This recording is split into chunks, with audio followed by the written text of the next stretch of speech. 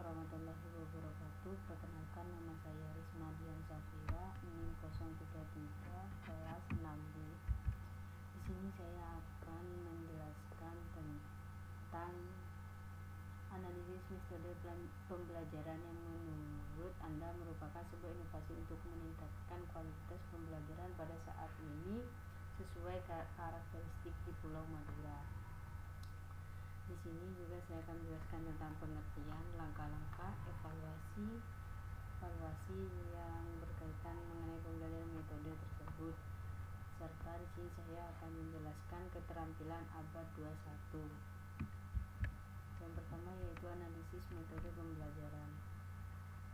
Di sini saya memilih metode pembelajaran PJBL atau Project Based Learning. Project Based Learning merupakan metode pembelajaran inovasi yang berpusat pada siswa. Dalam metode ini, siswa secara aktif terlibat dalam proses pembelajaran melalui penyelesaian proyek nyata yang berkaitan dengan dunia nyata.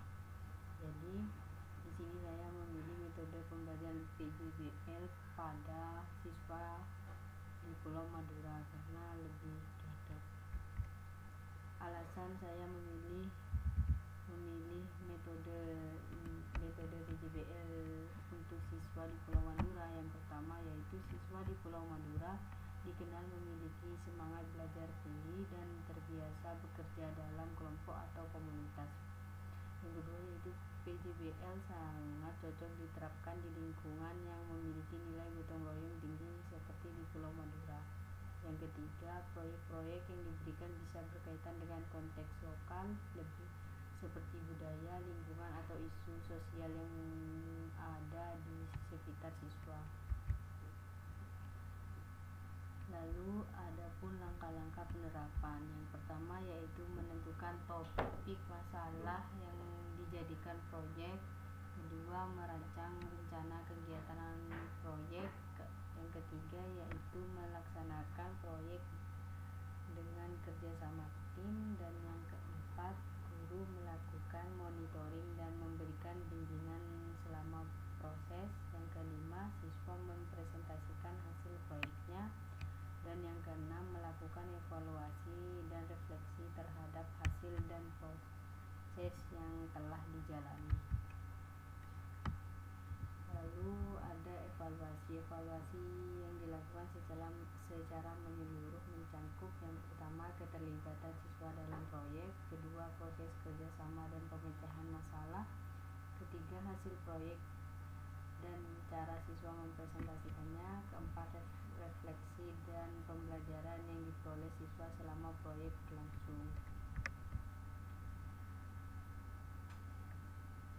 Di sini saya juga akan menjelaskan tentang keterampilan abad 21. Keterampilan abad 21 adalah kemampuan yang dimiliki oleh peserta didik dalam menghadapi tantangan zaman modern yang penuh dengan perubahan cepat, teknologi canggih, serta kebutuhan dunia kerja dan sosial yang semakin kompleks.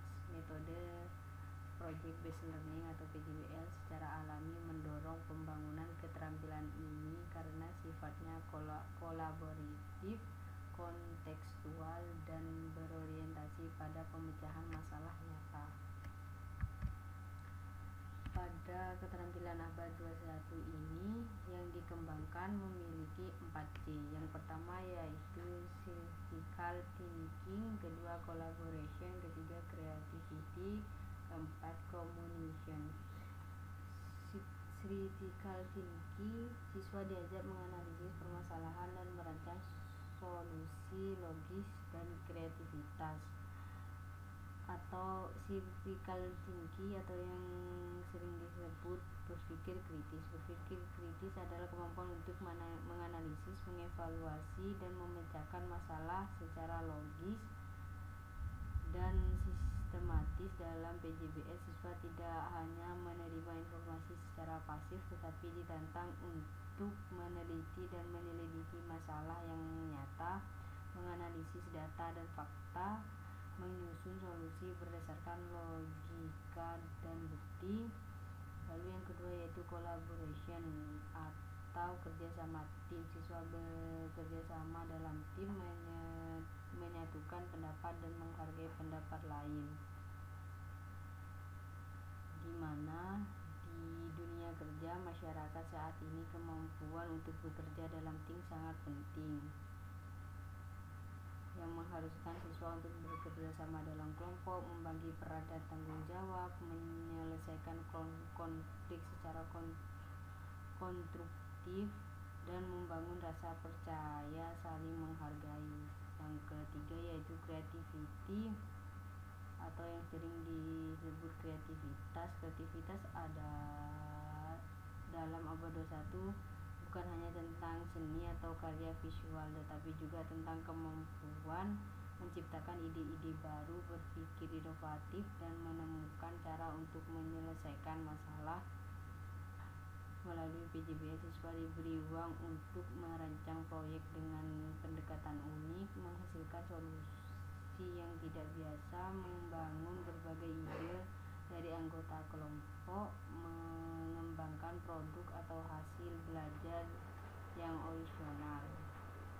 Dan yang terakhir yaitu communication atau komunikasi efektif, kemampuan menyampaikan ide secara jelas dan meyakinkan sangat dibutuhkan dalam setiap aspek kehidupan. Melatih siswa untuk berbicara di depan umum melalui presentasi proyek, menulis laporan proyek secara sistematis, mendengarkan pendapat orang lain dengan baik, menggunakan media digital untuk menyampaikan peran.